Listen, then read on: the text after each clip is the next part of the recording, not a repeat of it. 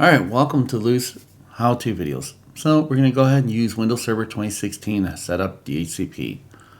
So a couple things you want to make sure you have first set up is you want to have your network card set up for your DHCP adapter. So let's go ahead and, you need to have a fixed address. So we're going to go ahead and go to Properties, go to TCP Settings, and here I don't have any set up, so let me go ahead and put something in here. So I'm going to go with 192.168. Oh, I guess you got to have your numlock on.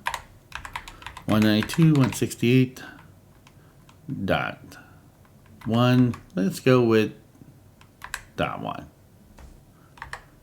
And I don't have a router, but let's say if I did, I'm going to say it's 254. And we'll just say for giggles, maybe this machine will also run the DNS too. Alright, so now that we have our IP address static and all that fun stuff, we can go into server management, and then here we're going to go under step 2, which is add roles and features. So we're going to go ahead and click on this. Now we got our little wizard walking through, so we're going to go ahead and hit next. We're going to go either role-based, feature-based, or remote service install. So we are basically installing it on this machine, so we're going to go with the default settings. Here again, here's my generic name. I didn't, when I installed it, didn't make a new name, so we're just going to go forward. So we're going to select the machine and then hit next. And then here, through the different services that we can have running, I'm going to select DHCP. Here's going to show us the additional things that's going to add. And I'm going to say cool. And I'm going to hit next. So it's going to ask us, do we want to install any additional features? No. Here we have the DHCP server we're going to install.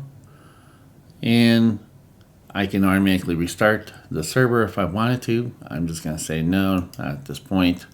And now it's going to go ahead and do the install process.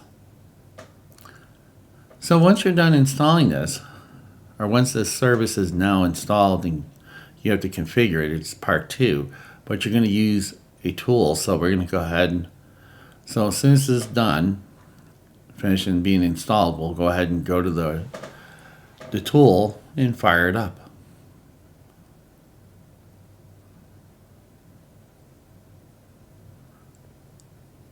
So we wait a moment. Alright, now that our tool is installed, we're going to go ahead and close. We can leave this or minimize it, so maybe we want to install some services later. So again, we're going to go in here and scroll through. We're going to see our Windows Administrative Tools. And then in here now we got a new DHCP. And here we go. Here's our DHCP server. So we're going to have to pick if you're going to do IP version 4, 6, and I'm going to just do IP4. Again, here we can have different options, policies, and filters. I'm just going to right click on this and go to new scope, and it's got the wizard. So I can say this could be, again, depending which we can do, we can give it a name by department, by function, whatever. So I'm just going to pick HR, and we can have a description in there, and then we can set our starting address. So again, you can use, you don't have to use, because remember, you can have multiple subnets and have, you know, multiple things. So here I'm just going to go to 5, and then I'm going to go to the range, and then I'm going to say 10, and then we can change our mask if we needed to, if we subnetted this. Again, we're going to hit next. Here we can exclude IP addresses, so if we have IP addresses in here that we don't want to already offer, we can put that in here. And then we can go in here by our default set of days and how long we're going to hold this for. And then here we can say, yes, we want to define some scope options. So we're going to say yes. Here we're going to put in our default gateway, which we're going to be 192.168.1.254, because in the future, when I add one, that's the address I'll use. So we're going to hit next. And then here, we can have our domain name. So I'm just going to go with hr.local. I don't have anything mapped out, so if we had additional servers, we would add them in here. So, and if this wasn't being used as a server, we can just hit remove and then add the additional one in there. And then here, Wins, we're not using any Wins configuration, so we're going to hit next. And now we're going to go ahead and activate the scope and click finished. So here we go. We got our first scope. We can turn around and add another scope in here. So we can go to new. And then let's say we can have sales, wireless, whatever. And then again, we can use the starting IP address. We can even make it a 10.10.0.1 and say 10.10.0.254. And we can just turn around and change this from a Class A to a Class B. Again, we can set up exclusions if we needed some. We can change the time. So we can change it to less days. And then we can say yes, configure. And then we can say, here's our router. So I'm going to just go with 10.10.0.254.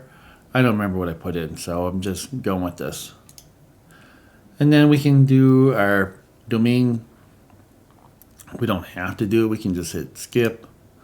And then we can skip our wins. And yes, we can make that active. So now if I went in here and made a mistake, I can go into this scope, go into scope options, like my router, and now I can go and fix this if I needed to.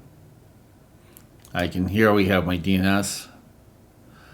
So here we're passing the DNS server. Here's the router. Again, if I want to add another scope, I can configure scope options, and I can scroll through the different options and then put those values in there. There you go. And then I can see what machines got the IP addresses. So I can see my leases. So as devices get on this network, I can see what all of them are.